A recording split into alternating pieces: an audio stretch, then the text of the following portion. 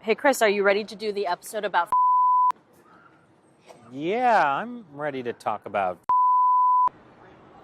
Did you? Hear that? Sorry guys, it's my new Chinese camera. I accidentally switched the auto sensor on. Auto censor sensor? I wonder what it automatically censors. Tibet. Tiananmen.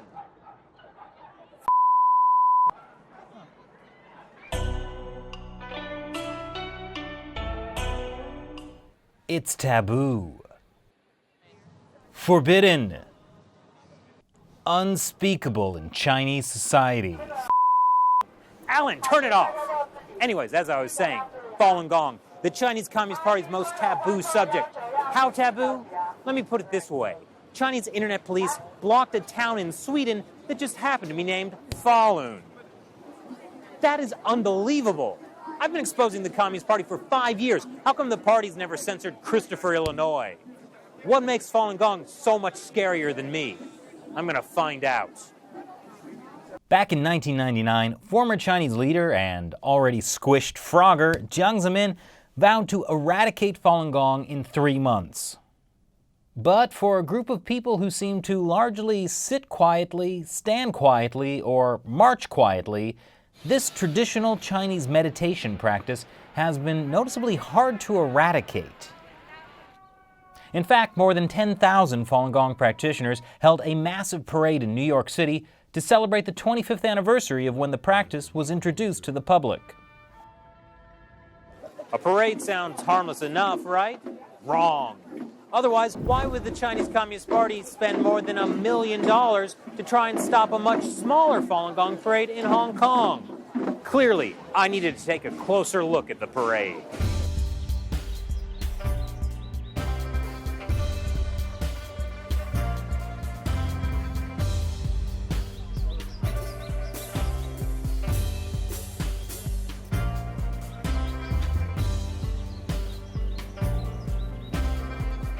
Well, that was a lot of fun, but I still don't know the secret to their success in riling up the Chinese Communist Party.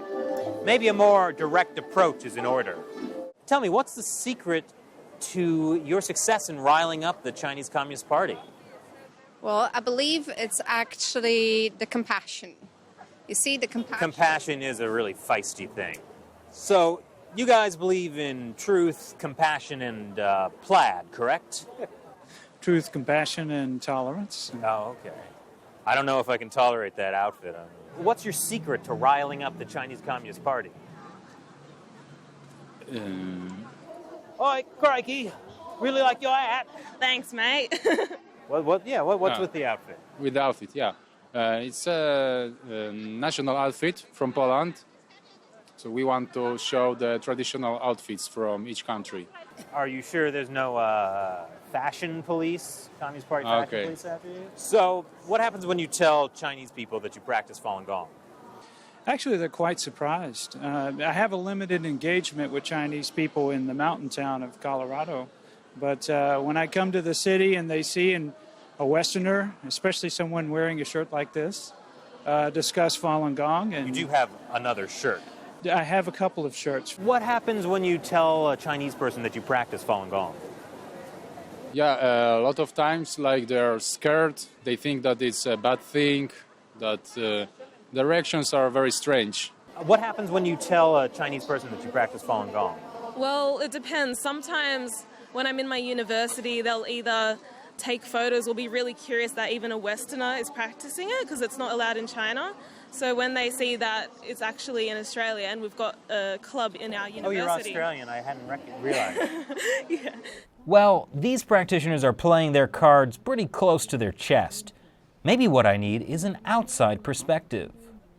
So what do you think about the Falun Gong parade? I think it's really pretty. I didn't know what it was. I'm just glad that I'm here to enjoy it. Yeah. Yes. I mean, do you think they look a little dangerous or subversive? Oh, they don't look dangerous. Oh, no? I don't know, not to me. Don't you think there's something a little subversive or dangerous about these people? Oh, no. Dangerous or subversive about these people? Not these people, but I think the Communist Party was violent Okay. at some point. Did they pay you to say that? I don't think so. You So what do you think of Falun Gong? That's as good. Always as good. Since the beginning of the Communist Party's crackdown, Falun Gong practitioners have refused to be silent, which is different from being quiet, which they are. They've spoken out about the thousands known to have been tortured to death in labor camps and prisons, about the likely hundreds of thousands more who have been killed for their organs, about how a certain former Frogger leader is responsible for these crimes. Since the Communist Party apparently can't silence Falun Gong, they try to silence the people who talk about it. After Wall Street Journal reporter Ian Johnson won a Pulitzer Prize for his coverage of the persecution of Falun Gong, he was banned from China. He had to write a communist-style self-criticism before he was allowed back in. Reader's Digest pulled a thriller written by an Australian author because the mother of one of the supporting characters practiced Falun Gong. Yes, the Chinese Communist Party was worried about a fictional character practicing Falun Gong in the backstory of a thriller set in Antarctica that wasn't even going to be published in China. It was just being printed in China. Even a David Bowie concert in Hong Kong was threatened because his drummer practiced Falun Gong. As far as I'm concerned, all the censorship is just more proof that there must be something more subversive going on with Falun Gong. What is the most subversive thing you've ever done? What do you mean by subversive? And what's the most subversive thing you've ever done, besides wearing this shirt? Let's see. That's a tough one. Maybe... Have to choose between a lot of things? Well, you know, I'm going through the list right now mentally. What's the most subversive thing you've ever done? Like against the Chinese Party, Communist Party, yeah? Yeah, sure. Like giving leaflets and telling the truth about leaflets. Yeah. You know, I got kicked out of the Waldorf Astoria once for trying to interview Xi Jinping. So, what's the most subversive thing you've ever done? I got banned for life from the Waldorf Astoria for trying to interview Xi Jinping. I went to Tiananmen Square and held a banner and got thrown into an underground basement cell in a prison in Beijing. So what's the most subversive thing you've ever done? I went to Tiananmen Square. Does everyone go to Tiananmen Square? Not everyone, but a lot of people, especially if you're in China. They twisted my arms, they kicked me and forced me into... Like actually not like, oh, he twisted my arm, but like he twisted my arm. Yes, yes. I mean, I got banned from the Waldorf Astoria for trying to interview Xi Jinping. Oh. I mean, I'm doing a lot from New York, but I'm making a difference. You are. You're pushing buttons and you're making people laugh, and it's awesome. Yes, thank you. So what can I do to get more on Beijing's radar from the safety of New York? Not that I'm concerned about my safety, but just if I travel budget and all. If I had to stay in New York, what could I do? Have you been doing interviews inside the embassy and outside the embassy? No. So what could I do that doesn't involve going outside of New York and not going to the Chinese embassy or consulate? Oh, I guess it's the internet. The internet is a way, and you're a bit of a force on there. I think keep that up. I am. Keep building it up. I am. Yeah. Thank you. Yes, you are right.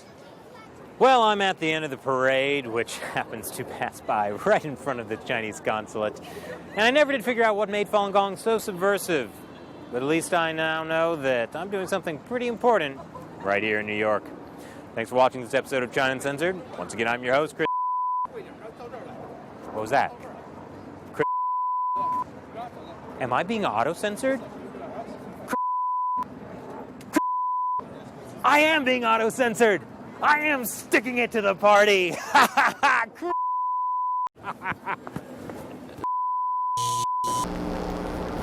Hey, thanks for figuring out how to manually add Chris's name to the auto-censor sensor. Yeah, sure. I was kind of surprised about how happy he was about getting censored, though. Celebrities are weird.